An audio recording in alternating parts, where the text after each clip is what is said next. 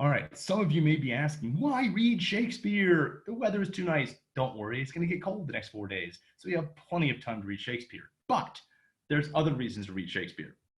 The celebration of Shakespeare's genius, eloquently initiated by his friend and rival Ben Jonson, has over the centuries become an institutionalized right of civility.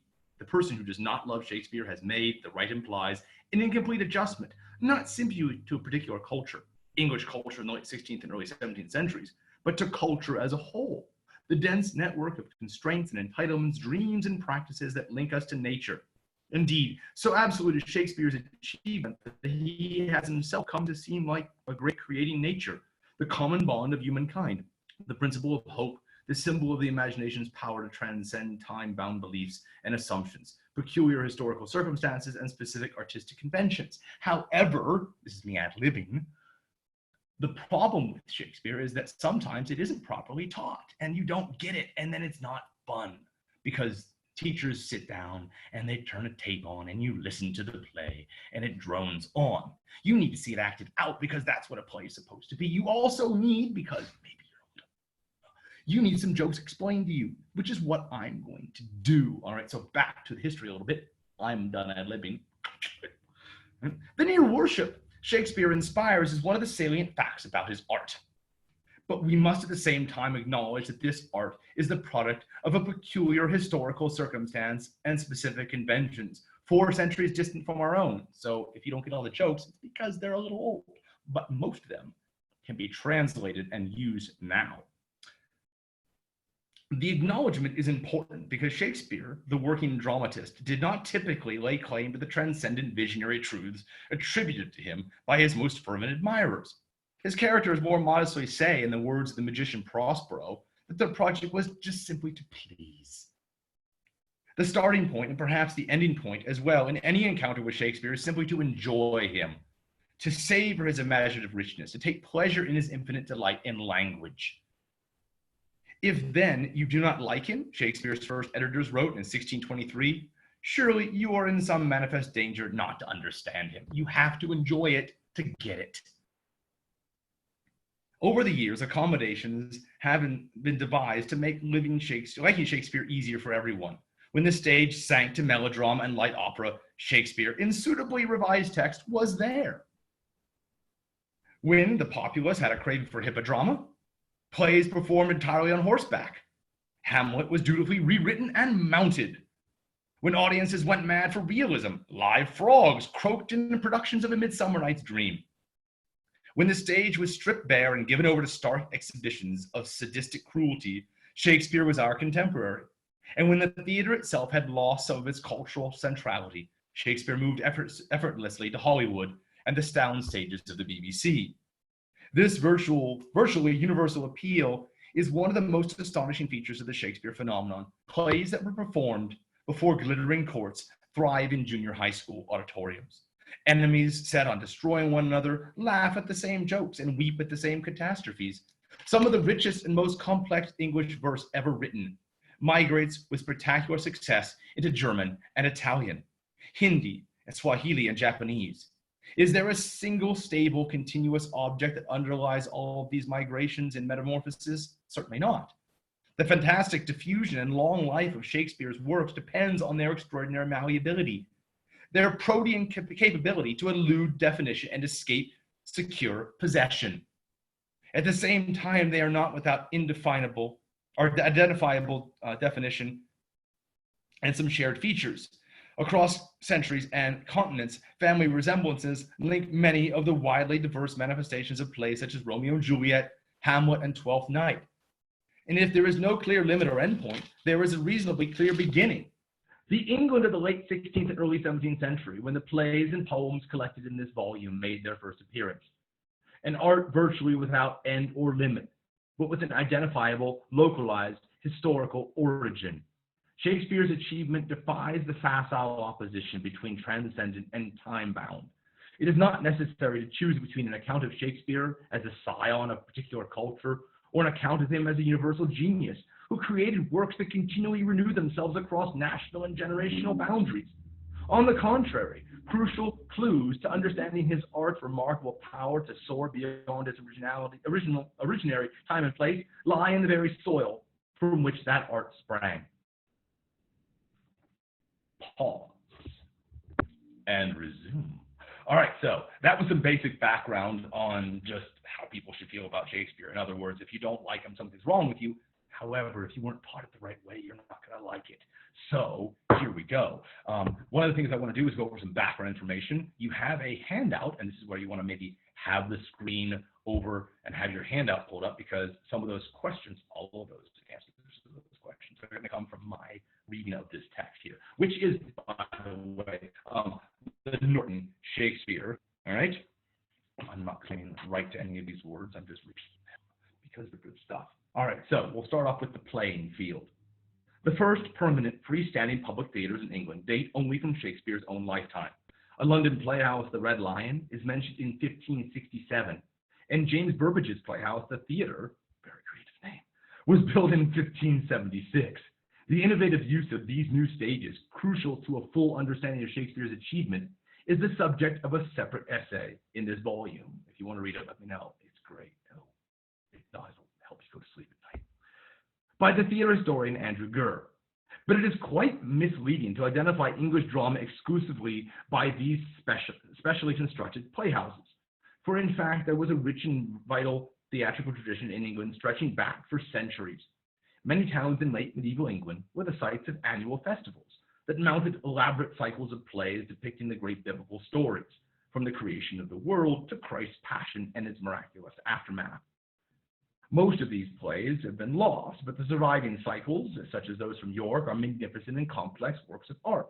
They are sometimes called mystery plays, either because they were performed by the guilds of various crafts known as mysteries, or more likely because they represented the mysteries of the faith.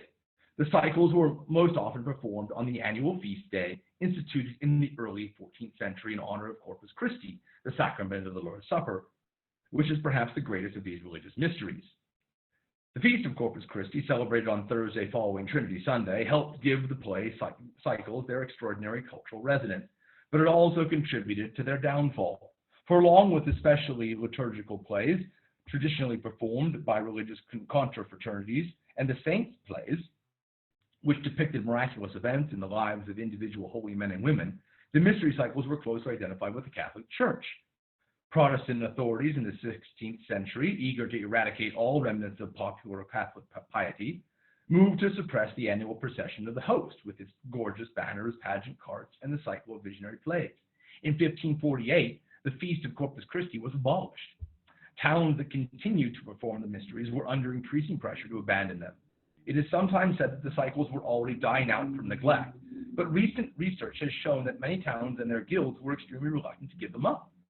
Desperate offers to strip away any traces of Catholic doctrine and to submit the play scripts to the authorities for their approval met with unbending opposition from the government. In 1576, the courts gave York permission to perform its cycles, but only if, in the said play, no pageant be used or set forth wherein the majesty of God the Father, God the Son, or God the Holy Ghost, or the administration of either the sacraments or baptism, or the Lord's Supper be counterfeited or represented, or anything played which tended to the maintenance of superstition and idolatry, of which be contrary to the laws of God or to the realm. Such permission was tantamount to an outright ban. The local officials in the city of Norwich, proud of their St. George and the Dragon play, asked if they could at least parade the dragon costume through the streets, but even this modest request was refused. It is likely that as a young man, Shakespeare had seen some of these plays, when Hamlet says that of a noisy and stunning theatrical performance that it out-Herods Herod. He is alluding to the famously bombastic role of Herod of Jewry in the mystery plays, but by the century's end, the cycles were no longer performed. Early English theater was by no means restricted to these civic and religious festivals. Payments to professional and amateur performers appear in early records of towns and aristocratic households through the terms minstrali, histriones, or mimi, lusores, and so forth.